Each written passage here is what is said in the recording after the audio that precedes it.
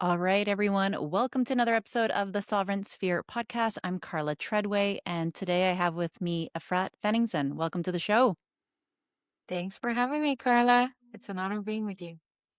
I'm so excited for this interview. I've got to hang out with you in person a bunch of times. Hopefully that gets to happen again. But I think my listeners are really going to enjoy getting to know you a little bit more, hear your story a bit more. I'm sure lots of people are familiar with you and your work, but you might even be brand new to some of our audience. I'll do just a real brief bio and then I'll kind of let you take it away. So, you're an independent journalist, a podcaster, a public speaker. You've been featured in the Wall Street Journal as one of Israel's 2022 top tech leaders.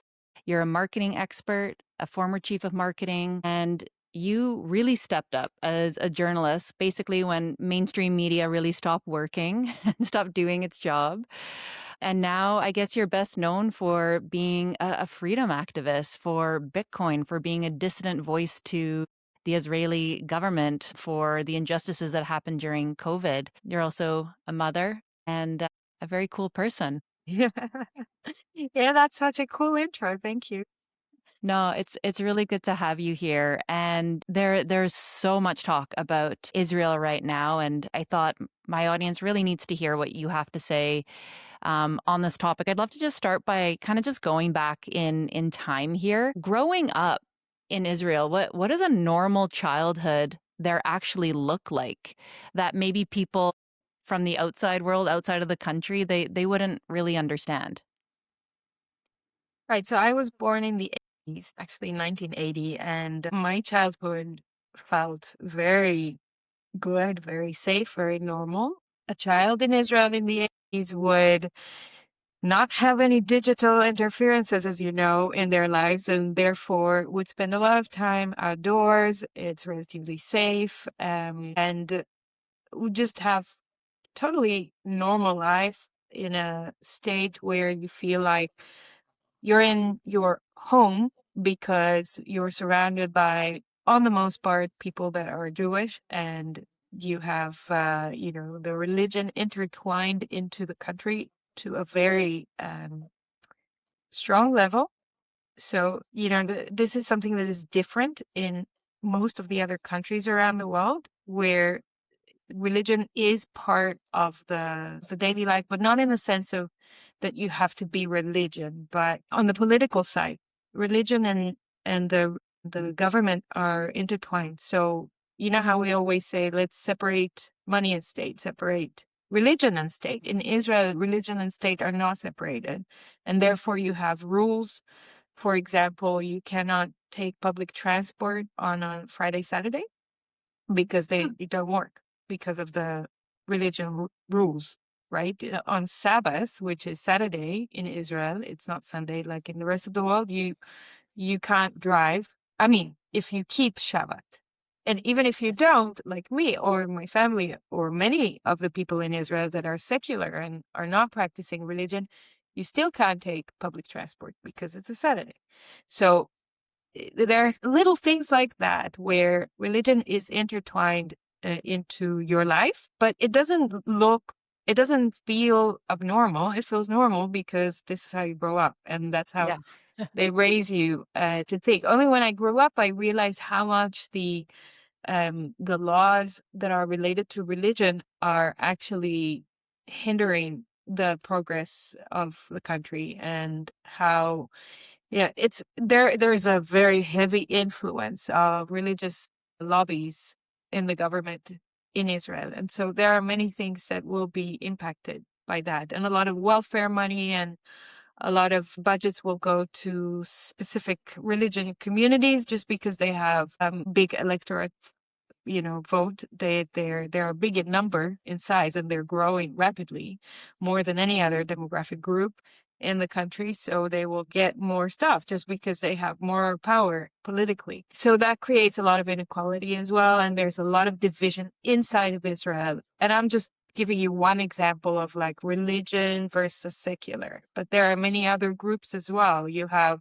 people of Russian origin was a big Russian immigration into Israel as I was growing up, like in the 80s and 90s. A lot of Russian people came Mm. from the former Soviet Union into Israel today. I think there are more than 1 million out of like a small country of about 9 to 10 million people that came from USSR. But don't catch me on the number. You can verify that later.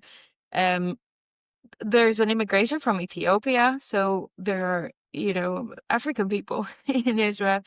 And looking at the history of Israel in the 40s and 50s, you had, and the 30s as well, you had massive immigration waves of Jewish people from all around the world, especially Europe and North Africa, that have come into Israel, Jewish people who came into Israel because of the pogroms and the problems that they suffered in the countries that they were living in. Some of them came before the Second World War, some after, many after, and then that created kind of an ethnic melting pot in Israel itself, where you had people from with various different languages, different cultures, different places. Many of them didn't even speak Hebrew, so they had to like come in and acclimate. And then that's how my grandparents met. Like one grandfather came from Turkey, the other one came from Libya. They met in Israel, and then two other ones that came from Belgium after the war, but they didn't know each other. So one from Belgium, the other one from Switzerland. They met in Israel, and that's how I was born. But so, and then throughout the years, throughout the decades, you had a lot of racial tension in Israel, inside of Israel, where people were very racist to each other, which sounds crazy, right? You would think, everyone says, Israel is like the safest place for Jewish people in the world. So there were many wars woven in the history of Israel, and they still happen, like in recent history. Every couple of years or so, there is another military operation or a war of some sort, big or small, where the people that live in that place are supposed to like behave as if it's normal. But that's the reality for Israelis from the inception of the country. And then you have the racial tensions and the ethnic groups and the divide on every possible ground. You will see the government and the regime being, and the media, of course, being quite busy in divide and conquer techniques to separate the groups themselves so that they can keep everyone weak and dependent. And psychologically, on the most part, it works, in my opinion. I mean, you still see examples like me and my friends where we still manage to kind of rise above the noise and still find our sanity and common sense and critical thinking, even though we are bombarded with like layers of propaganda. Most people Yeah. don't think about that. Like when people think about Israel, they just look at the last, I don't know, TikTok video or X video that they saw of some settlers around the Western, I'm slipping on the word, the West Bank, just, hitting a Palestinian woman or something. Now those things happen. Yeah. That happens. Like there is a lot of violence from, for example, another group, settlers, that are fundamentalists, oftentimes quite radical in their belief, highly ultra Zionists. And so they will fight for the land in any possible way. Then to take that and think, oh, all of Israelis are like that, or all of Israel Mhm. is like that, is like so detached. So you lose the nuance about the way you view Israelis. And then you lose the nuance on the way you view Jews as well as a result of that. But we can come back to that later. I'll go back to just give you one more example of how it is to grow up in Israel. What's the I think media like? Like, is the media so, like yeah. Canada's media all supports the Liberal government, and we don't really have balanced media. There's some independent journalists, but the media machine is all pro-Liberal government. Is it similar like that in Israel, or more balanced like the US, like you have CNN, Fox News, and they're duking it out? So I'm smiling because it depends when you would have asked me that. If you would have asked Yeah. me like 10 years ago, I would tell you that it's quite balanced because you see some media supporting the right, some media supporting the left.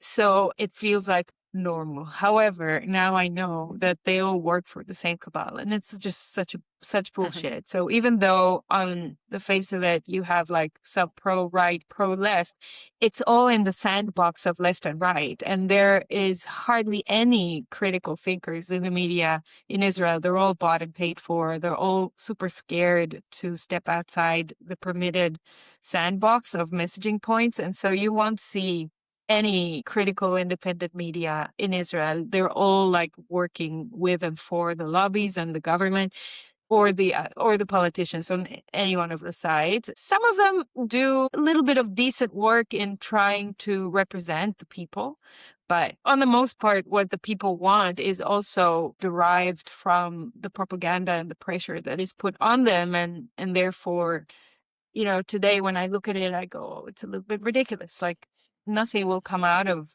the work that the media is doing or the outcries of the public because they're being led and corralled to like certain places that just make no sense. So anyway, just I'll add one last thing that people are probably curious about it is the military service. So when you turn 18, it's a mandatory service for boys and girls. So boys normally serve 3 years in the army, and girls serve close to 2 years, sometimes a bit less. Um, it's possible to be exempt from a military service on like, pacifistic grounds, but it's very, very hard. You either have to prove that you're mentally incapable or disabled, or I don't know. If it's only like on ideological grounds, you can end up in jail. Like they will tell you, but it's mandatory, you're breaking the law, and they'll put you in prison for not going to the military. And some young kids do go to jail because of it, but very, very few, just because they're very idealistic and they don't want to participate in wars. And then the other way that you can get exempt from the military service is if you're religion. So if you're highly like ultra orthodox, then you, again, as I alluded to before, you have a very strong political lobby behind you. And so there is an exemption for men that are studying the Bible and, they're religious, so that they can pray instead of fighting. And so there's a big divide in Israel over that ground as well, because imagine a mother that sends her son or daughter to the army when they're 18, which is no easy task for any mother, to see that another 18 or 20-year-old religious guy just like across the road will not have to go and serve because they are just religious, like on that ground, they're exempt, and that causes a lot of like social injustice. And then people are trying to like uh, work for coercing the religious to be drafted. And in my personal belief, that is not the solution either, because we don't need to coerce anyone. We don't need to coerce no one from any group, not the religious and not the non-religious. We need to make military service voluntary so that people that really want to work for being in the army, which I would never do it, but some people, whatever. And then, that they can get rewarded for it and whatever. But I think the whole, this is a very sensitive, explosive topic. Obviously, people hate the IDF today. I totally understand everything, but you got to remember the people that are being sent to serve, they're on the most part 18-year-olds that have very little, if any, political views or, personal critical judgment. They are just being propagandized that, all their friends are going, they'll go serve in the IDF. So, and then, a lot of them die when they go there because they're being sent to some war zone with no previous experience, at least not enough. And they die. And then the mothers just like look at it like, what have I done? Like I've just sacrificed my son or my daughter for what? Yeah. For It's whom? very different So than like in Canada. I yeah. can actually see benefit to Canadians having mandatory military service because there's so many things that can be learned from the structure, from the patriotism, from the discipline, things that like Canadian culture is kind of lacking.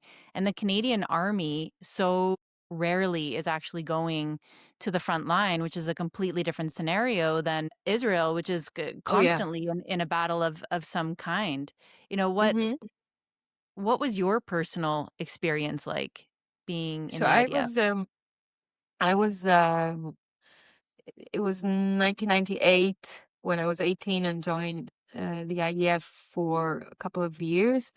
And I had an intelligence role in the intelligence forces.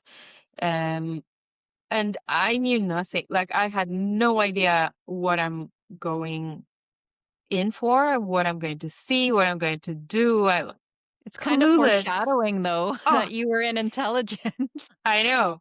I was in intelligence. So I had a chance to see, to actually have firsthand experience in what kind of intelligence apparatus the Israeli military has. And that gave me, I mean, I can't tell you much about my service, just apart from the fact that it was right on the Gaza border, a crossing that's called the Erez crossing, which is the main crossing between the Gaza border and Israel. That's where most of the Hamas terrorists came in on October 7th through. I mean, they came through 15 different breaches around the fence that is surrounding the Gaza Strip, but that is the main one. And there was a big military base there.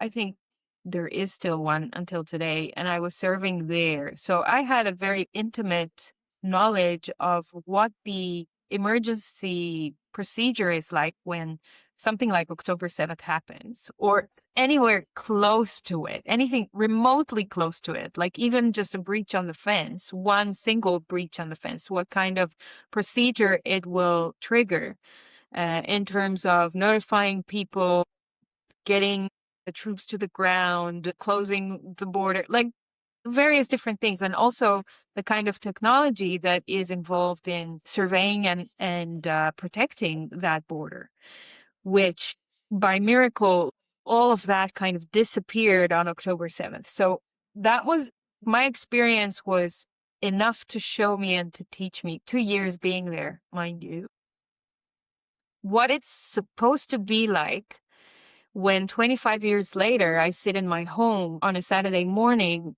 after a siren went off and some rockets were launched, and then starting like checking my Twitter and seeing all these people in the Gaza envelope area, which are all the villages around the Gaza Strip border in Israel, starting to cry out for help, like SOS messages, come rescue us, we're in the shelter and the Hamas terrorists are here, and they're all like they're killing everyone, they're massacring everyone. And I'm looking at it and I'm like, where the fuck is the army? Where the fuck is the police? Where the fuck is the private security brigades of those villages? Like all the stuff that I know that is supposed to happen is not happening. And time goes by and another hour, and people are being butchered in their own shelters. And, and I'm listening to the media, and like not the IDF spokesperson, not the prime minister, no one is coming out to speak, to say anything about what's happening and what the reaction is like. And there is no reaction. Like on the ground, people are reporting that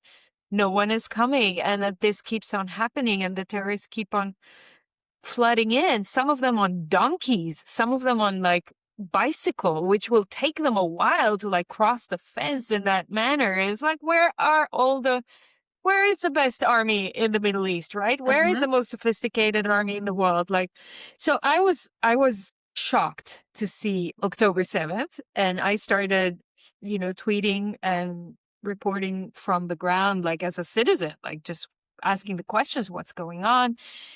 And then when the picture started being clearer as the time went by, and I understood that there is a big, big either false flag or a fuck up here that they're trying to hide, because this is not normal. I actually made a video 6 p.m., 12 hours after it started, and I put it out there online, and it became viral within like minutes, and millions of people around the world watched it because I said I used to be in the IDF and I know how these things work.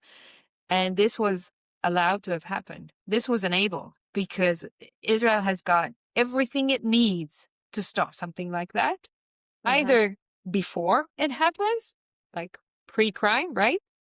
The intelligence forces in Israel are supposed to know of an operation of that magnitude, of that sort. Like they're supposed to know in advance that that is supposed to happen. They're supposed to have all the signals and cues to know and be prepared for something like that.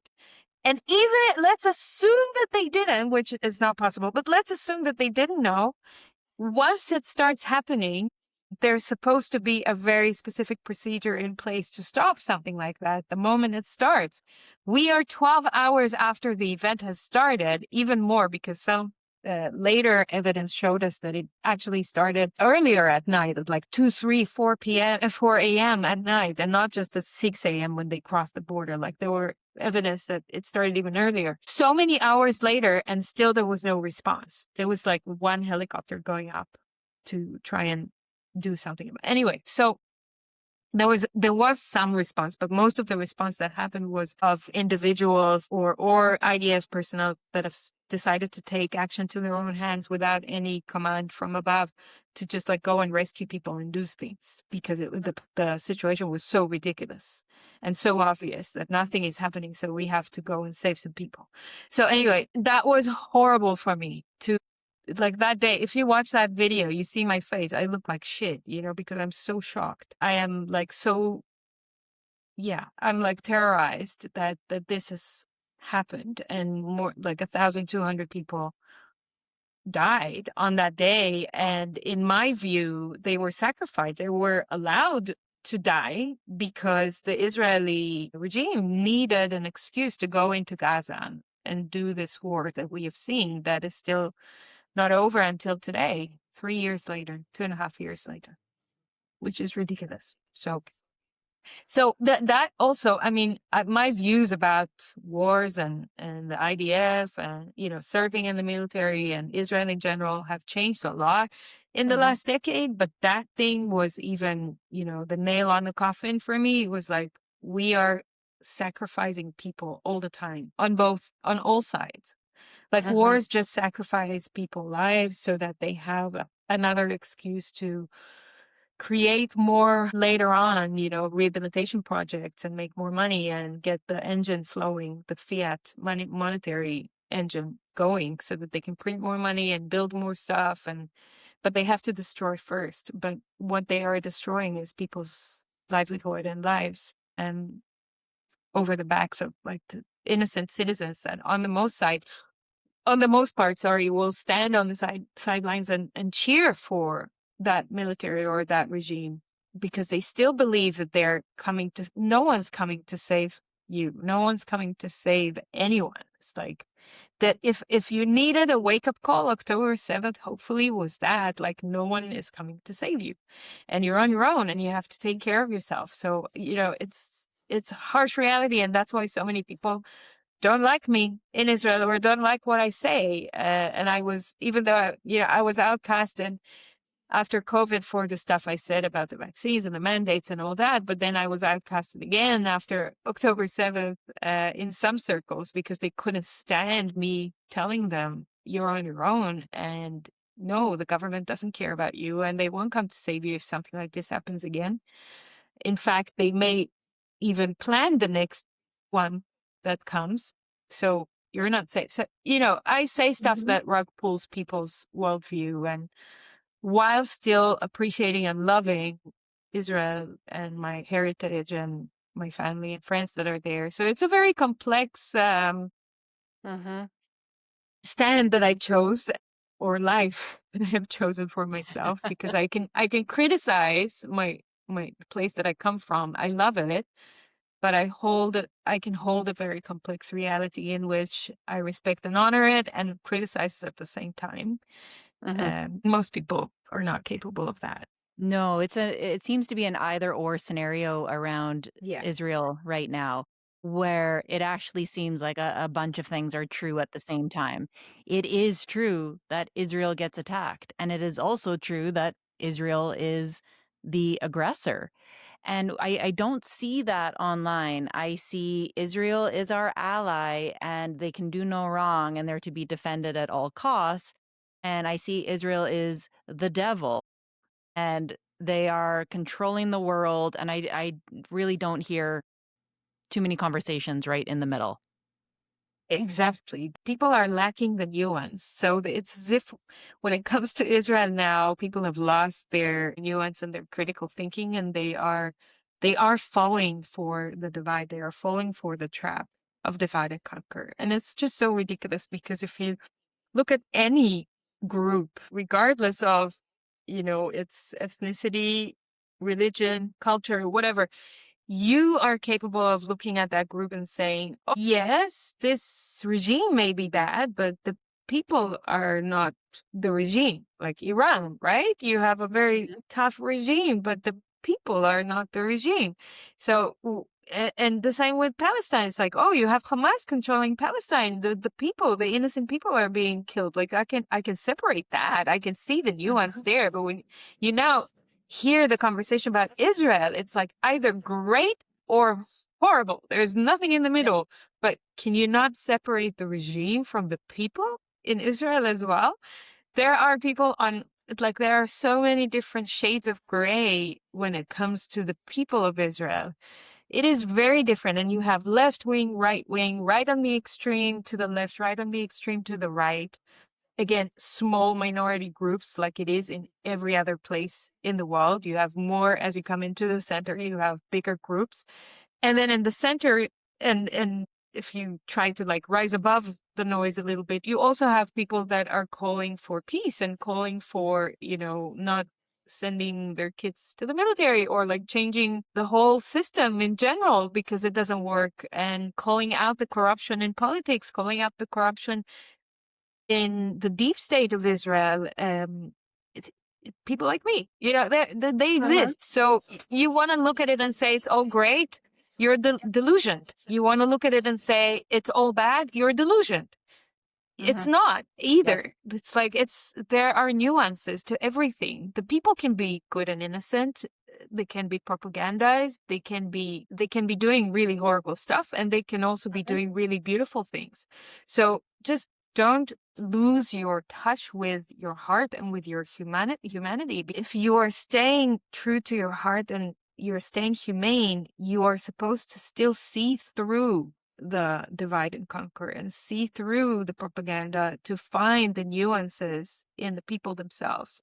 And yes, there are various tactics that the Israeli government specifically is taking in order to sway people into that Israel equals great around the world right now. And they're pouring a lot of money and a lot of lobby power in order to do that. There is what people already know because they are well educated, that is called Hasbara. And Hasbara is a real effort by the Israeli state to create more favored voices to Israel around the world. But you got to understand something about Hasbara. Not all of the people you see that are speaking pro-Israel, like to protect Israel or to say that it's great, are actually being paid. Many of them are doing what's called Hasbara just because this is how they are brought up. Like we talked about the education and the indoctrination. We are brought up to think that, if we're patriots, we should be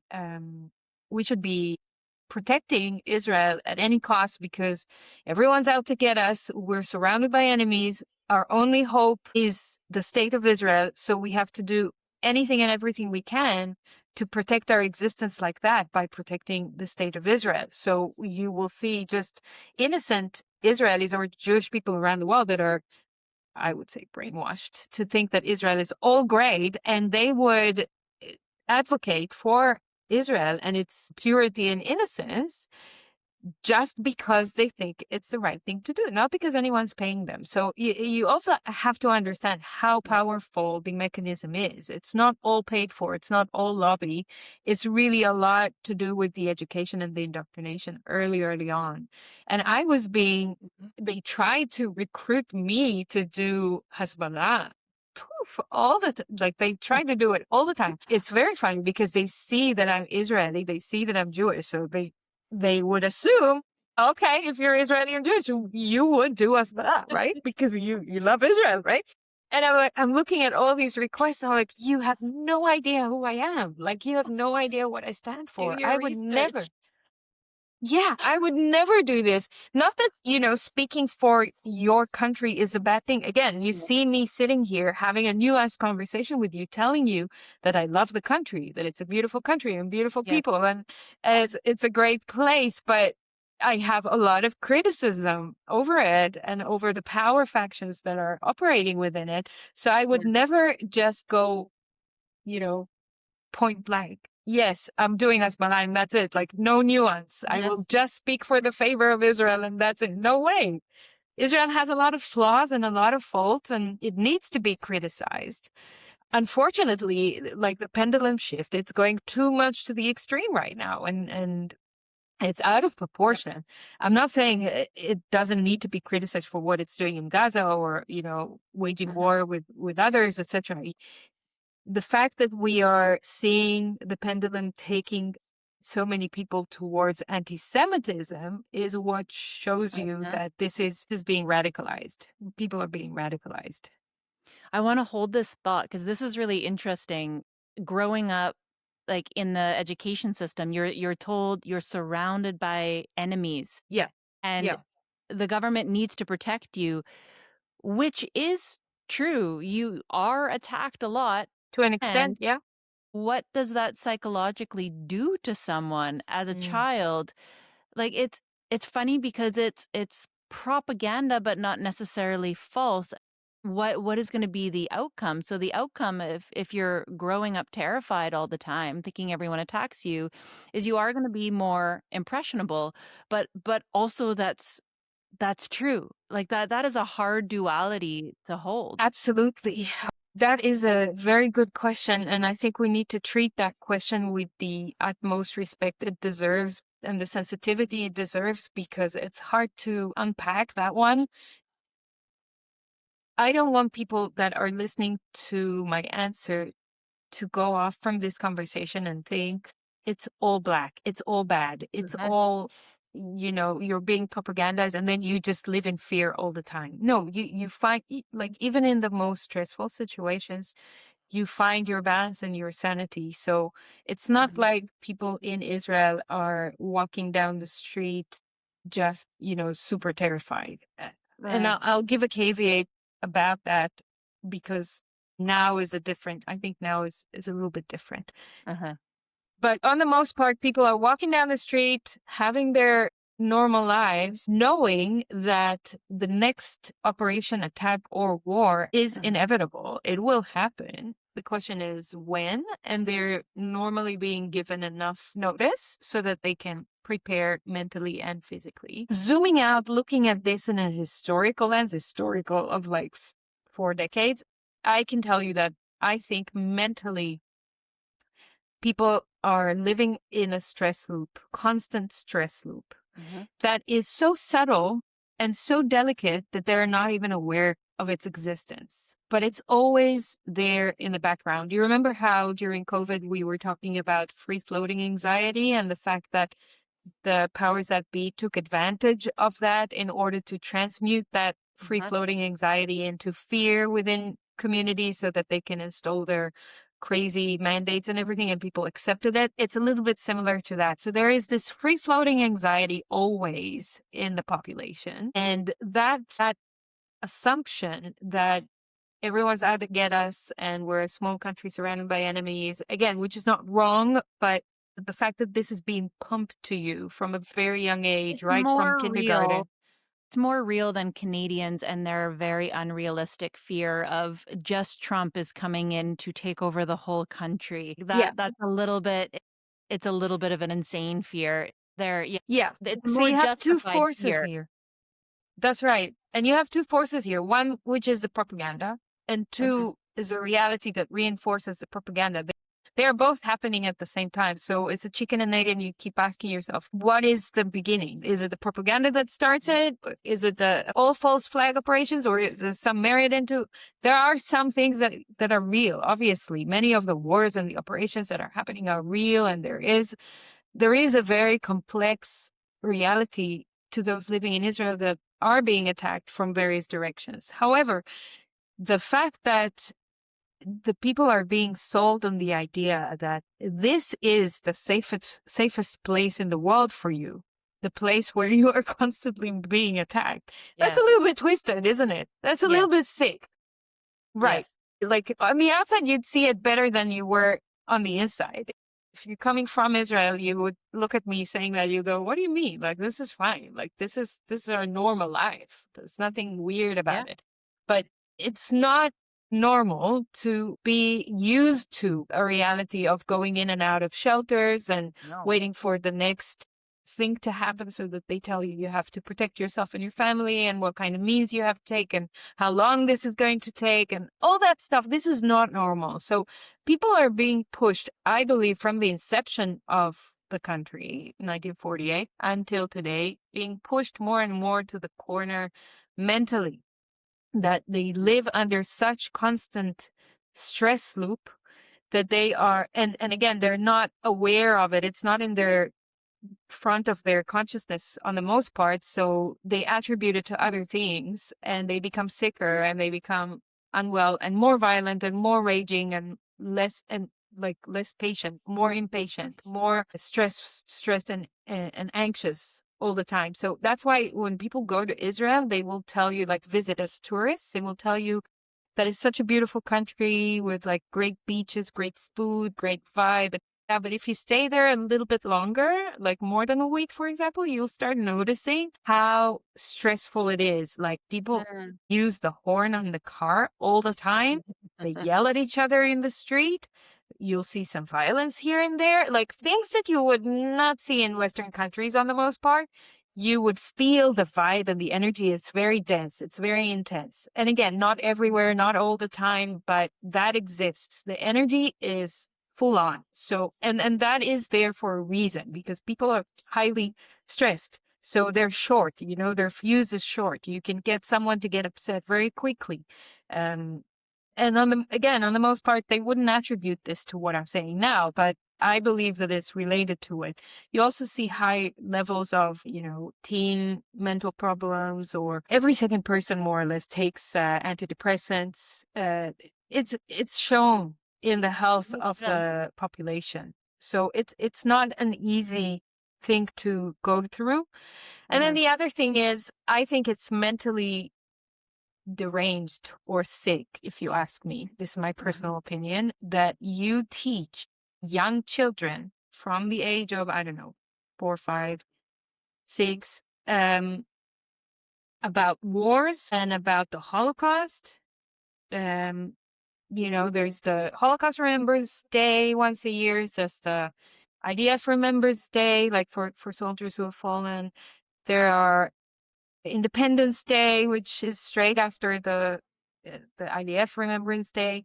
There are a lot of cultural events throughout the year that the education system is trained to teach the children about the history of Israel and Jewish people around the world. And so very young children are being brought up knowing in which kind of environment they live in. They live in an environment that the wars are normalized, that, you Yeah. know, pogroms or like someone's out to get you. This is not being said like that, but the stories are being told from a very young age. So you know about the Holocaust, you know about the wars, and that is not healthy for a young population to grow Mm. up.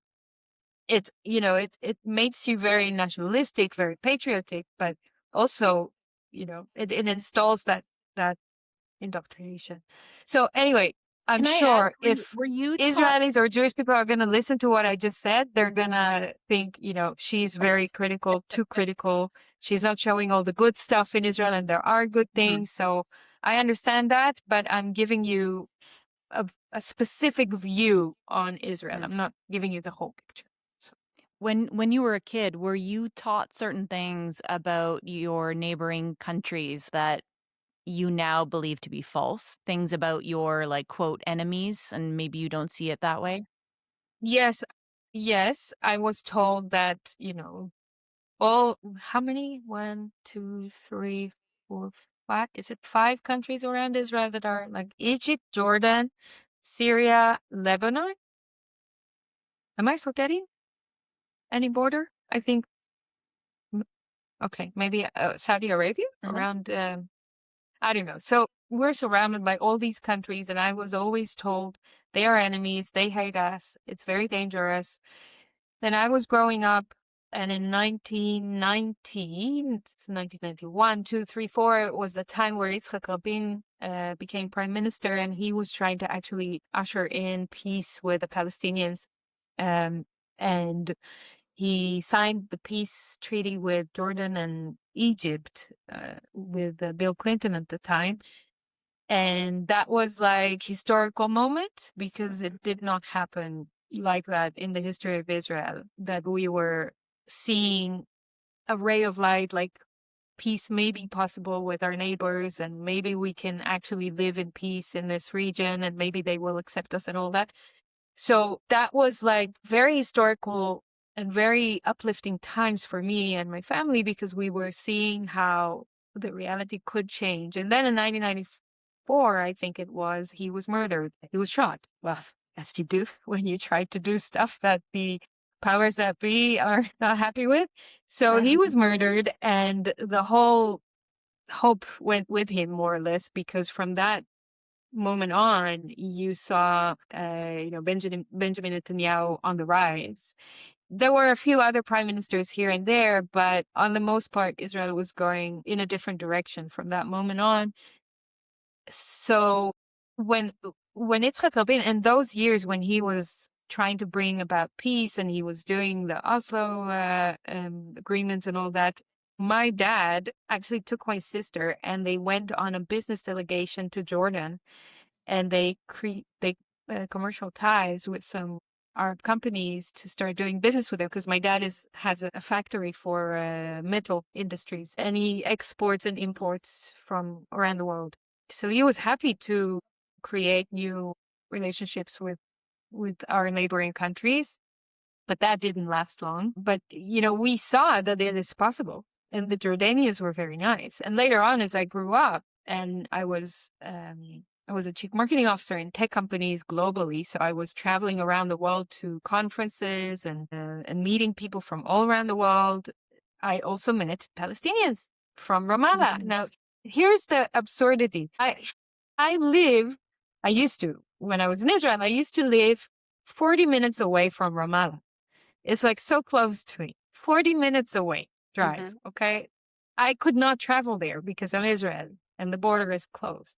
I'd have to go to Munich to a conference to meet a couple of Palestinians from Ramallah that came to the same conference and have beautiful chats with them and had dinner together, and we get to know each other, and they were beautiful people. And we were both like speaking to each other 5 minutes later going, oh, okay, so we the people just want to be left alone, and we just want to create relationships like this. We really don't want to hate each other. We want to just find peace in our lives, right? It's so simple. And you are being taught to think that they're all hating you, they're all out to get you. But if you actually stop and take the time and make the effort, it's very hard for Israelis to meet Arab people because we are being closed off from anywhere. And that's another point to the question you asked about the media. The media is guarding Israelis from anything outside of Israel. It will not show you what happens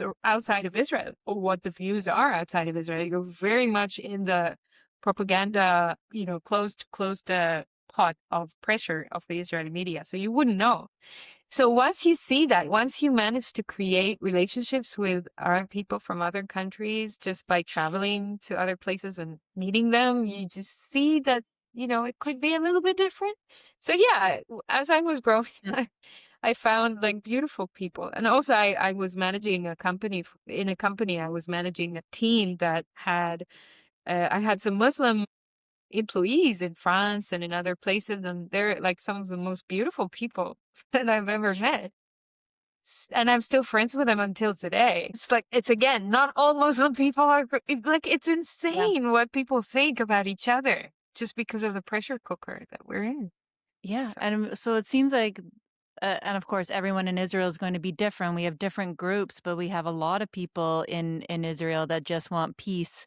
But the current administration clearly wants power. It's not just about protecting people. When you think about things like October 7th and people saying Israel has so much power, not just here, not just over Gaza, but like over the world.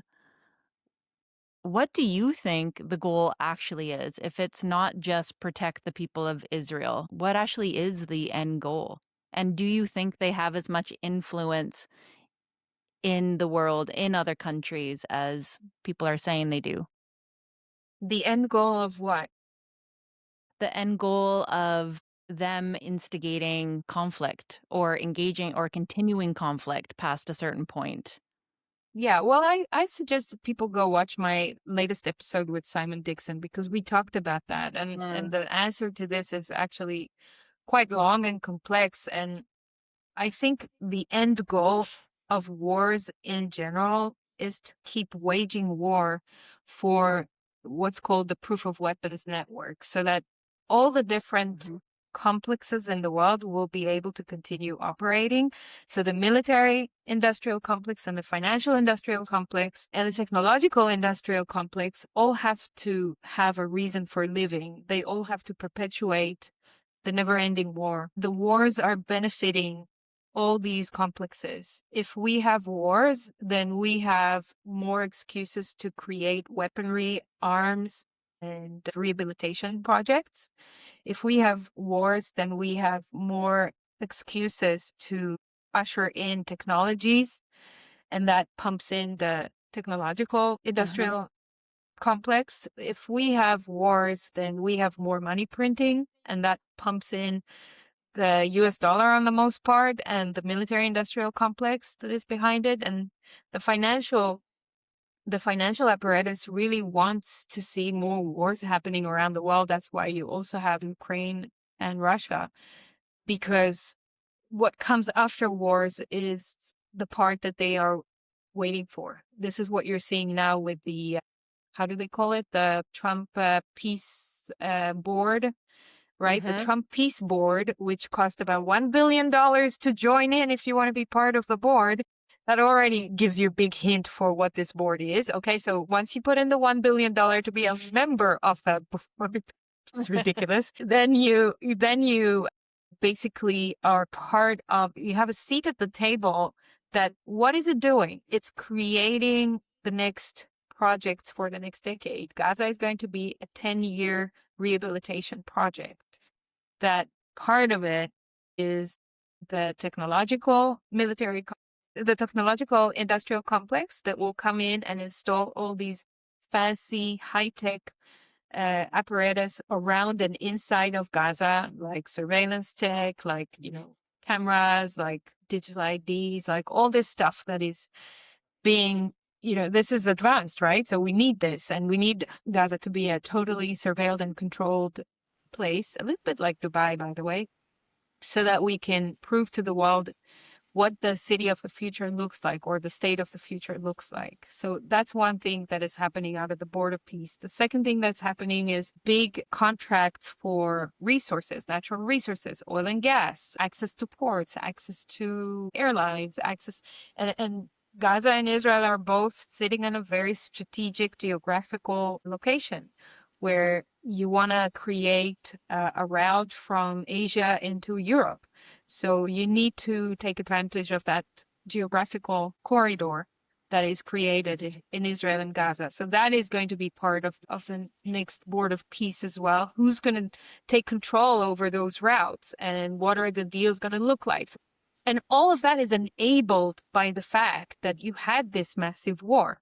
So the end goal is to perpetuate the fiat monetary system so that our lives can continue to look the same way it looked for thousands of years, which is in highly controlled systems that are propping up some currency that is doing more bad than good for the powers that be, and is perpetuating a life full of, destruction and death. And that is the system that we live in. There are ways out of it, but on the most part, humanity is being led to that direction. And the saddest part is that it's going to look even worse going forward, because technology is just advancing and it's in the quote unquote wrong hands, and it's being turned into a weapon against us, the people. So it's the end goal is more control, and the end goal is more endless wars and more printing of money. Is it the Zionists that are standing behind this? Is it the Fabians that are standing behind this? Is it the the Luciferians, the pedo elites that we're seeing now? It's probably all of the above. And it It's doesn't probably matter like, because they and it all doesn't really matter. participate in the Yeah. system. I mean, what does it help you to know exactly who it is? You're Nothing. being slaughtered anyway on the process. So your best bet at this point is to put your energy and attention of how I can build the most sovereign life possible, to the name of your podcast, for example, so that Mhm. I can protect myself, my family, and my community out of the world that we're stepping into, instead of obsessing over, is it the Zionists? Is it the Fabians? Is it the pedos? Is it this? Is it that? It doesn't matter in the end of the Mhm. day. This is happening and we need to take care of ourselves. Amen. I couldn't put that that's such an interesting reframe too, with all the emphasis that I mean, there's a lot of emphasis in a lot of different places right now that actually just seems like a huge distraction. And as someone in media like yourself and in podcasting, like the amount of research we have to do on different issues, like hours, thousands of Hours. hours of our Yes. time is being taken and it's being placed somewhere. And that time takes us away from things that we can actually influence, Yeah. which might be the biggest psyop of all of it. How much time are you spending on YouTube learning about Great. all of these different things? Totally. Totally agree. This is distracting you from building the life you want to see. Yes.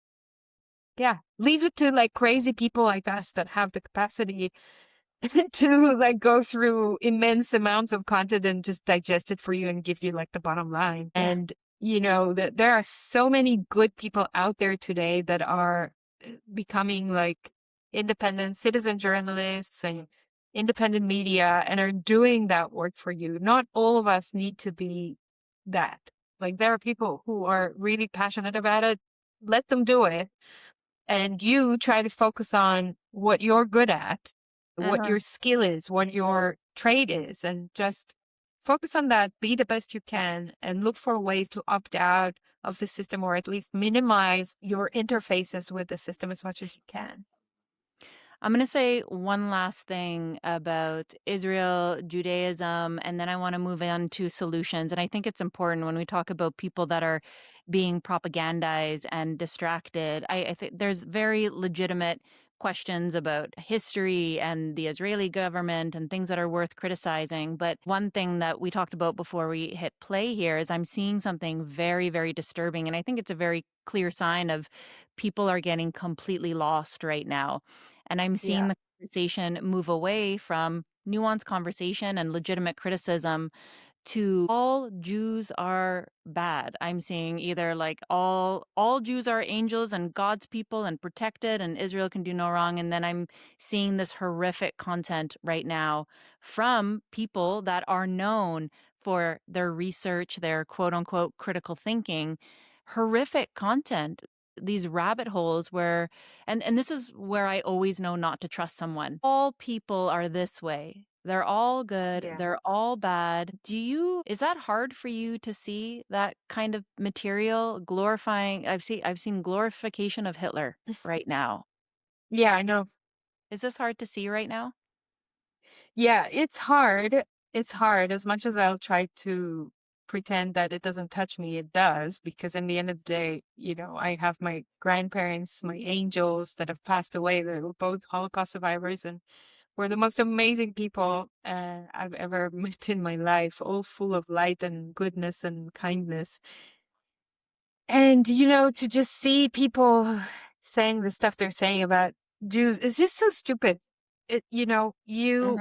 When you look at priests that are, I'm sorry that I'm giving this triggering example, but priests that are raping children, are you then going off and saying Christians are bad? Like, you have your wits on, not to generalize like that. It doesn't make all Christian people bad. It's so Mhm. stupid to say that.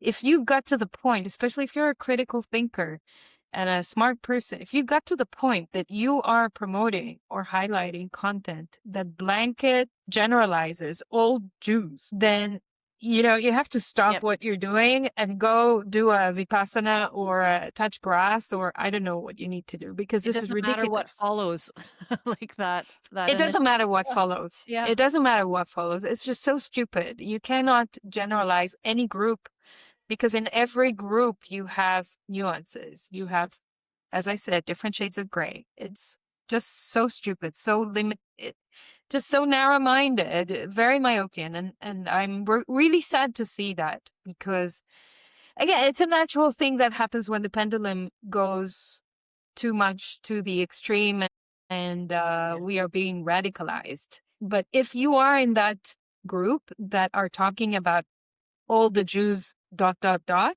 Mhm. then you need to know that you have fallen for a psyop and you have been radicalized. And Yep. again, I'm not saying all Jews are great, right? That's not the flip side of it.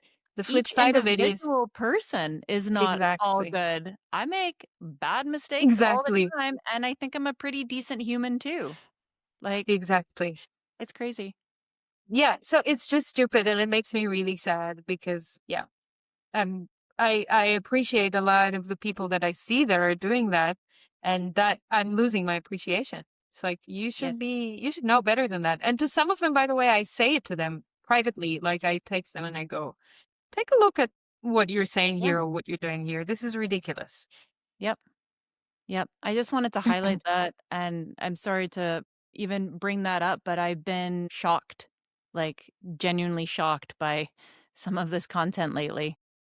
Yeah, and Carla, this is also a tough topic, because anti-Semitism is a real thing, at the same time that I believe that is also being played as a card. It's also being, Yes. induced and accelerated and exaggerated by people who have a vested interest in creating more of a radicalized, patriotic nationalist group of Jews and Israelis in order to Totally. better protect the interests of Israel. So Yeah. it's You don't want to both. go to It's both Iran. real and being played as a card. So you Yes. always have to have your vigilant hat on to ask yourself, when you're seeing some piece of content, why is it there? Is it to get me to, to radicalize me in this way or in that way, and then discern. That's right. Let's talk about speaking Yes. freely about things. Mm, mm. You were recently blocked from accessing your own Substack, a free speech platform. What happened? So I got to Australia for a 2 weeks visit. And when I got there, I accessed my blog, which is on Substack, where I have 15,000 followers and subscribers, as I do every day, because I write on that blog and put my video content there. And I got this pop up saying, we need to verify your age, because Australia has a Online Safety Act, which says that kids under the age of 16 are not allowed to browse through big tech platforms. Actually, in the law, it specifies 9 or 10 different platforms. Substack is not one of them, but Substack has decided to self-impose that law on themselves and be very strict and ask people to validate their identity, even though they are not obliged to. So I got that pop up saying, either show us your digital ID or do your biometric scan so we can verify you're over 16. Thank you very much for the compliment, but I am over 60. And I was like, F you, I'm not going to show you my papers to Yeah. access my blog. This is not going to happen. So I'm just going to wait a couple of weeks Mhm. until I leave Australia so I can access my blog again. And that tweeted and reached out to Substack asking them to remove that, because I'm not going to participate. And obviously they ignored me. So when I left Australia 2 weeks later and got to my next destination, I tried to access the blog again. And lo and behold, I was still locked out with the same pop-up saying, because of the Australian legislation, you need to verify your age. Even though I moved country and I cleared my cache and everything, I guess they flagged my account already on their servers to say that that account needs to do the digital ID verification. So then I got really pissed off and I created a video about it and it became viral. Yay. Thank you, followers, for helping me do that. And two good things happened. One is Sky News Australia did a segment on it to show the ridiculousness of this Australian law that is locking out people outside of their platforms, even when they leave the country. And the second thing is one of my followers, who is also an independent journalist, had sent my video to the White House, to the State Department, because it kind of told them, Substack is an American company, reach out to them and see if you can do anything about it. And I was told that the State Department people said that they will reach out to Substack. Now, I don't know what happened. I don't know if they did. A day later, after the Sky News thing and before the Sky News, but after what the guy told me about the White House, I got released from digital prison with no explanation. Substack did not answer me, but they unlocked my account so I could then access it again. So conclusion was the pressure works. Social media pressure works.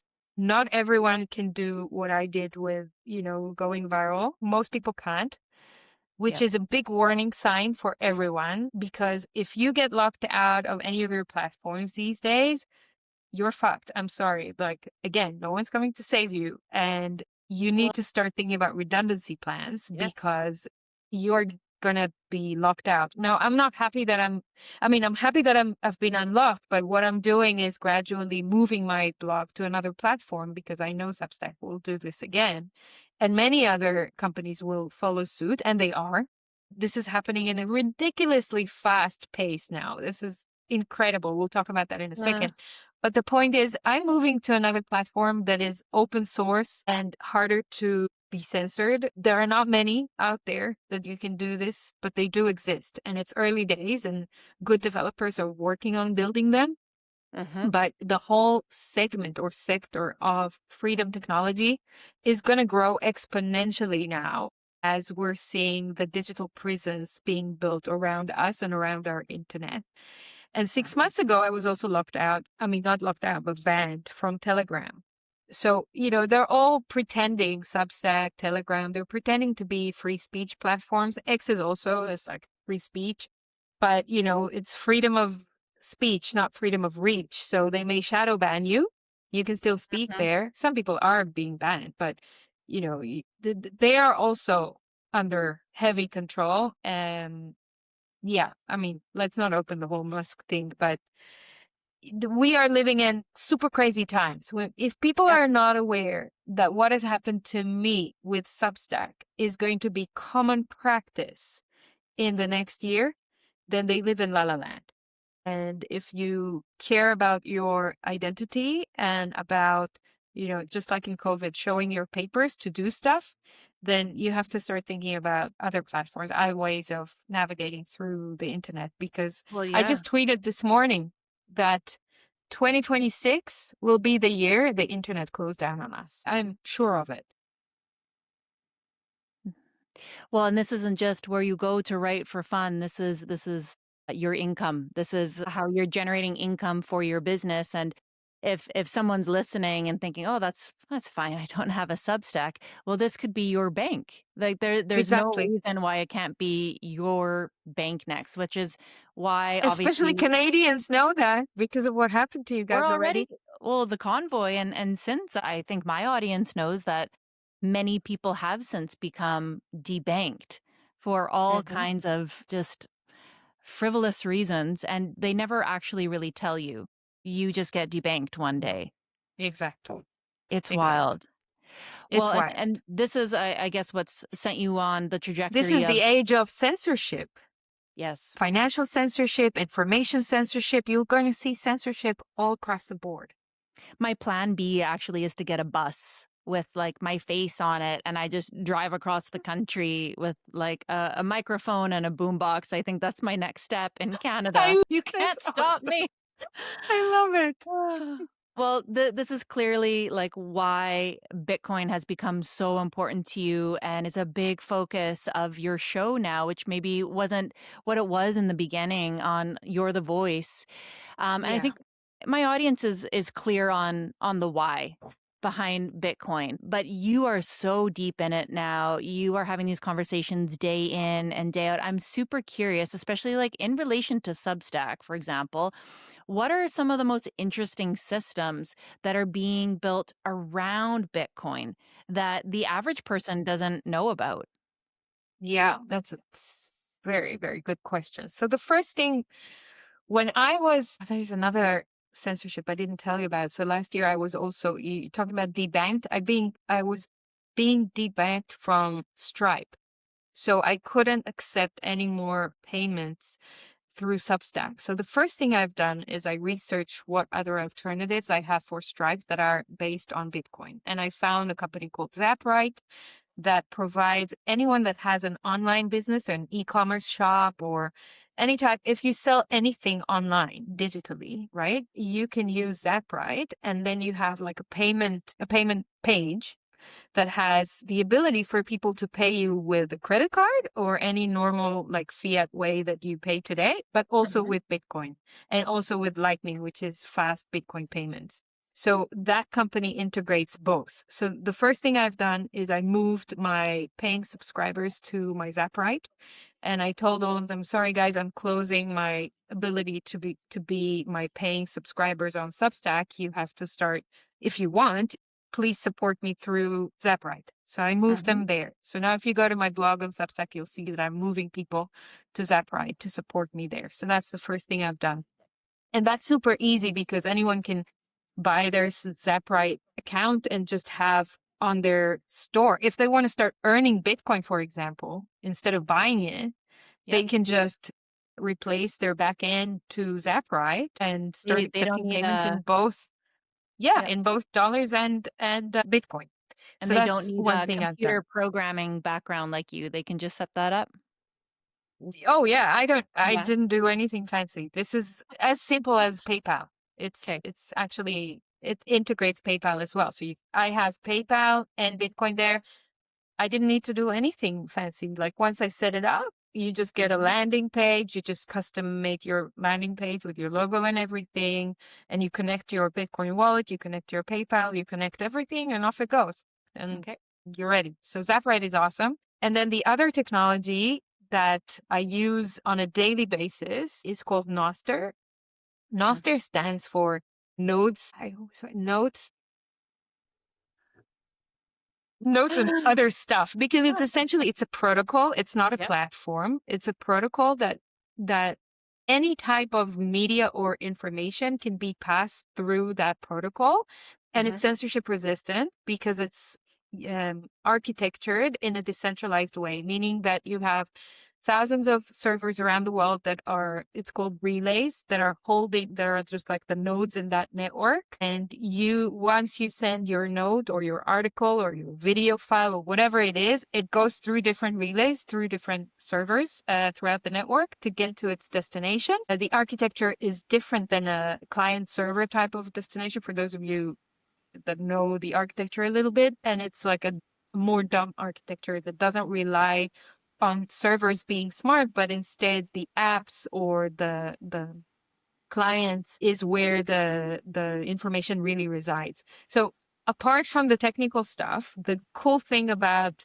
a Noster is that because it's a protocol, you don't have one app for it or one platform that uses it. You can have anyone that wants to write a software for Noster for that protocol can write it's like having a TCP/IP for the internet. So anyone can create now a website or an email client or an instant messaging, right? So it's the same on Noster. Anyone can write on the Noster protocol, which creates an environment where you have already hundreds of apps and tools and websites that are relying on Noster that you can use. So the first use cases that we're seeing are social media. So you have alternatives to your X or Facebook or all these other stuff. And what's cool about them, I'll give you one example of a app called Primal. which is an app I use on my phone or on the PC. It looks very similar to X, for example. You have the feed, and you Okay. can retweet and like and everything. But the cool thing about this is I start growing my follower base. If at one point something happens to Primal and they are no longer operating, I have hundreds of other apps where I can take my follower base.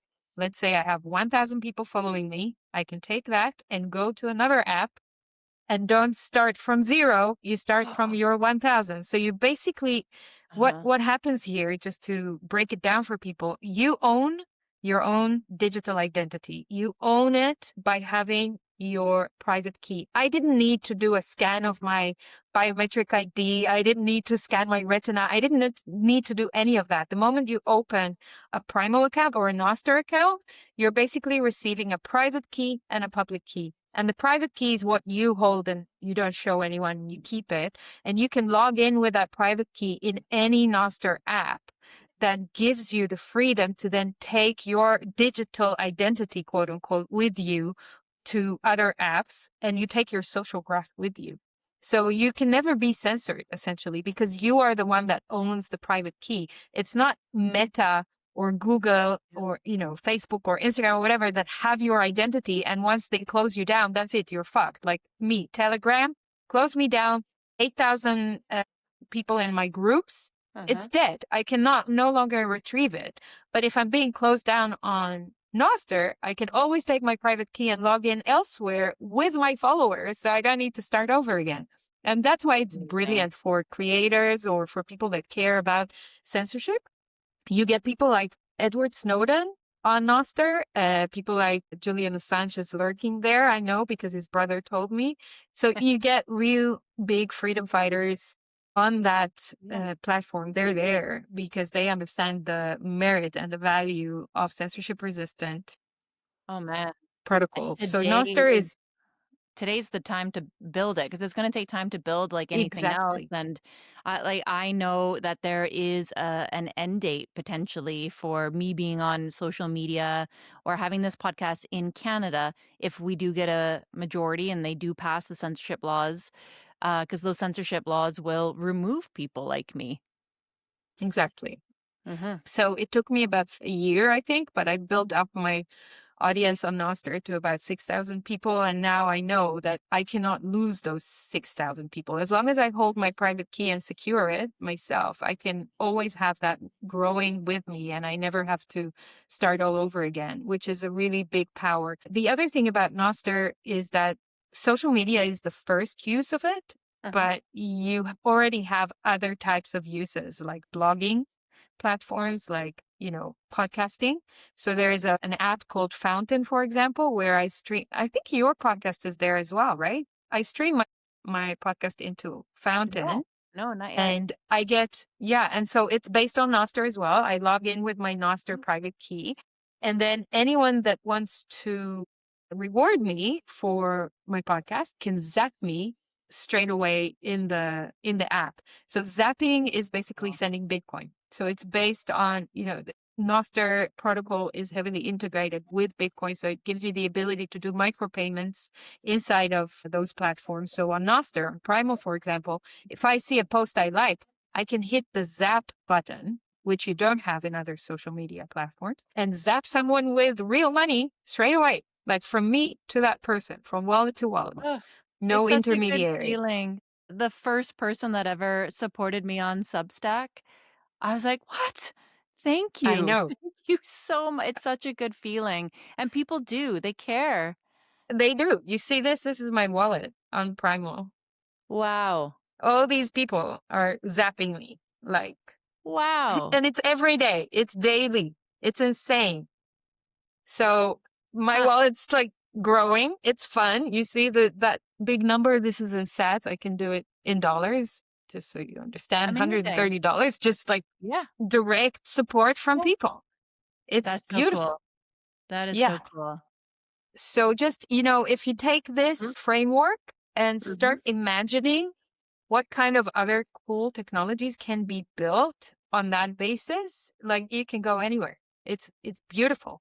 And just this morning, I have to just maybe say a last word about some freedom tech. Just this morning, I saw the TFTC podcast reporting that Apple rolls out age verification for UK iPhone users in their new operating system, complying with the Online Safety Act. So if you're unverified, you won't be able to download or purchase apps. So as I said, this is happening very, very fast. And a good antidote for that, there are good open source developers that are already working on some stuff to combat that. There's a um, there's an app store called the Freedom Store. Search for it on X. They say, like in their description on Twitter, you can read, "We help Apple users from EU to take back their digital sovereignty. The choice is yours. Uninstall 1984." And it's an app store for apps that are open source. So if you have an app or if you have, any kind of software that you can open, you can list it on that Freedom Store, and people can directly download it from there instead of going through the App Store. And this is very small and it's just the beginning, but I'm giving this example because I want people to be aware that there is a community of builders and developers out there that are very, very conscious about information censorship. This is what Bitcoiners are really about. It's Yes. not about the, get rich fast. It's not about that. It's about freedom and sovereignty. So they're working on freedom tech and tools that could help you maintain your privacy, that could help you not be banned or unbanked or censored. And that's why I'm so passionate about it, because I get to meet and talk to all these people that are building the kind of future I want to see. The digital prison that we're sleepwalking into is very real. And it's happening very fast. As I said, 2026 is going to be the year that we are going to be banned from the internet in many ways. But at the same time, 2026 is also the year where a lot of new freedom technologies and tools are going to be built digitally. And we are in a digital space. There is nothing we can do about it. I mean, if you want to disconnect completely and go off grid and just live like an Amish, be my guest, do it. But not many people are capable of doing that. Most people will be part of the digital revolution, and it means that they have to adapt the tools that they use on a daily basis as well.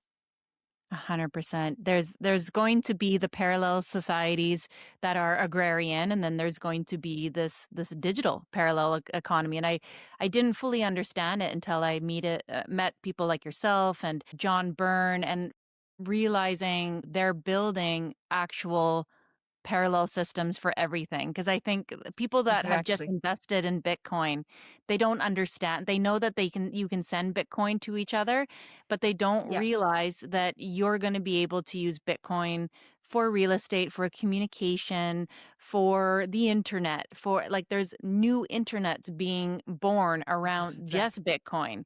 And that's why people need to listen to your podcast, because that's what 90% of people don't get. They don't understand. Absolutely. This is exactly what I want to convey. That's exactly it.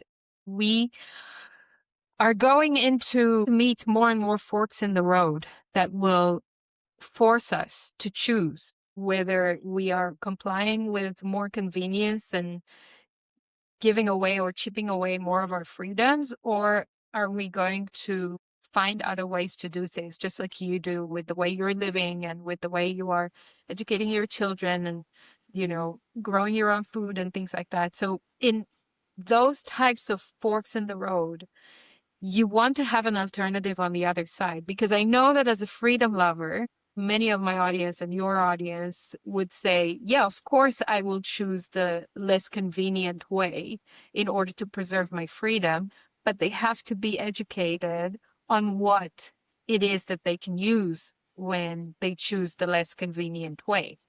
And there are tools out there. It's just harder to find because you won't find the mainstream media reporting on them, because you won't see the big VC money being funding those startups.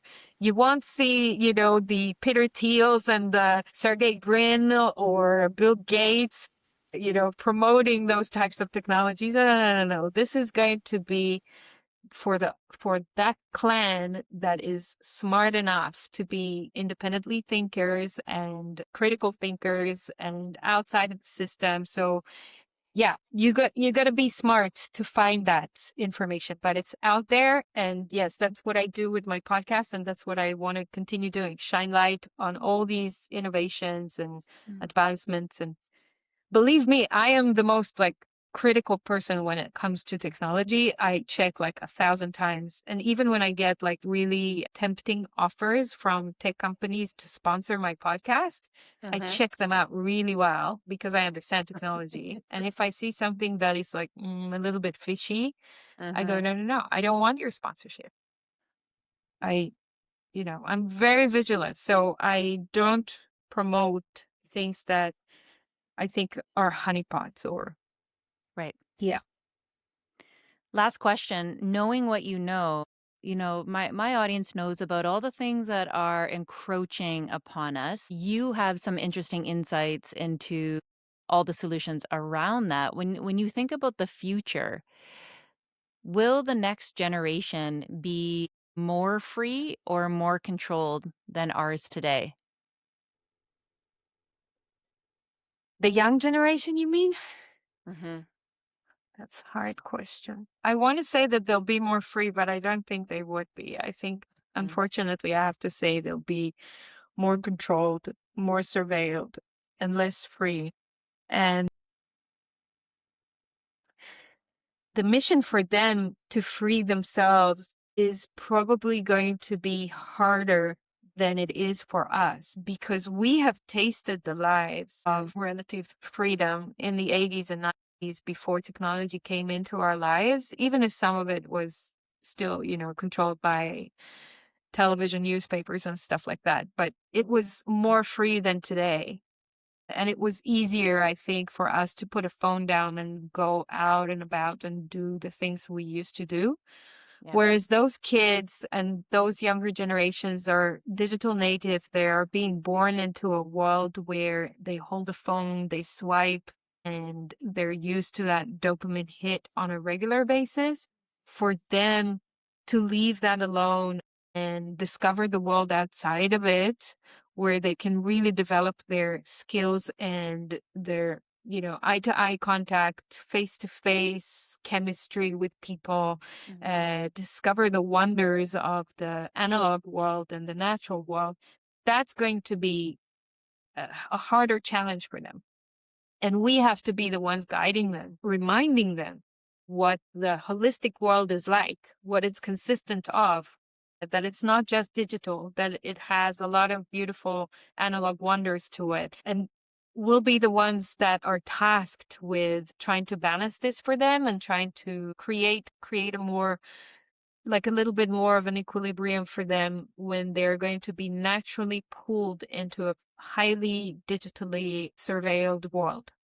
So I think they're going to have it harder.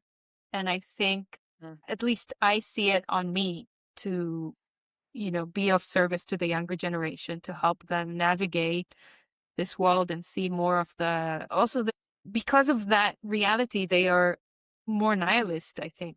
They are losing hope Yeah. quicker. And I think that's another reason to rise up and help them, because we don't want to see a future in which the population is declining and the powers that shouldn't be are winning by depopulating us, because that Mm. is the end result of that. And I don't want to see that kind of world. I want to have grandchildren. I want to have kids for my son. I want to enjoy, I'm egoistic. I want to enjoy time with my grandkids. And obviously I want to have a lineage. So I want to develop a legacy of free thinkers and people that love life and love the world and love this experience. So I'm going to put some of my energy and time into supporting and encouraging the next generation. Mm. It's almost making me think maybe I actually will be a little more authoritarian around my household. We do live on an island. I might just cut them off now from the rest of the world. You have to stay on the island.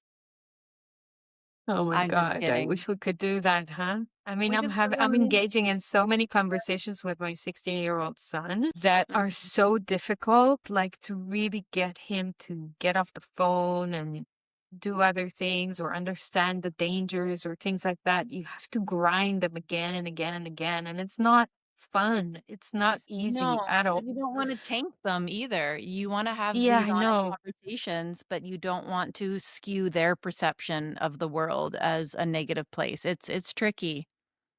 Yeah. But just like a friend of mine said yesterday, I saw him tweet about it. Just suck up and do it because you're the parent.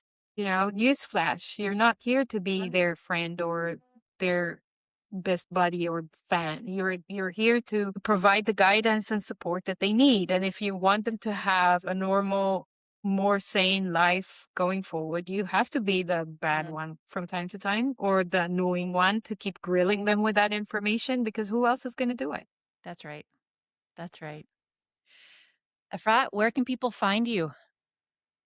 They can find me on X on a daily basis, on Nostr. If they sign up and open an account on Nostr, they can find me there. They can find me on my Substack. I mean, it will be another blog soon. I'll give you one link that holds all those links at one place. I have a YouTube Perfect. channel. I'm on Spotify. And I also put I'm on Rumble as well. And I put all my podcast episodes in full on my X as well, quite decentralized like that. So I have my podcast everywhere. Try to Awesome. anyway. And if you guys are interested in Bitcoin in particular, you have to start listening to these conversations because Yeah. again, I think people think, yeah, yeah, like I get it, freedom currency, good investment right now, but I don't think you understand the scope No, there's of so much more. opportunities with it right now. Yes, thank you so much for saying that. I really appreciate it because people are so heavily influenced by the media FUD. FUD is fear, uncertainty, and doubt. And they fall to the trap of, oh, Bitcoin is hijacked. Oh, Bitcoin. There's always a narrative to sway you out of it. But it doesn't matter who controls it. It doesn't matter if Epstein had some. It doesn't matter if he funded some developers early on. It doesn't matter. All that stuff doesn't matter because it's an open source, decentralized protocol that no one has control over. And if you hold Bitcoin in your own self custody, you become your own master. So it really doesn't matter, all that Yeah. stuff. So Yeah. Let them. Yeah. noise. Yeah, a lot of noise. Just focus on the signal. Thank you so much for this interview. I know people are really going to appreciate it. And I love that you are just very, very grounded, very positive, even knowing what you know. And you do such a good job of just trying to stay not only in the know, but nuanced right now. Yeah. Thank you so much for allowing me to bring that nuance. I think it's Mhm. important and I hope people will take it the right way. Thank Appreciate you. you, Carla. Thank you. Stay in touch and we'll have to bring you back here soon. I'd love that.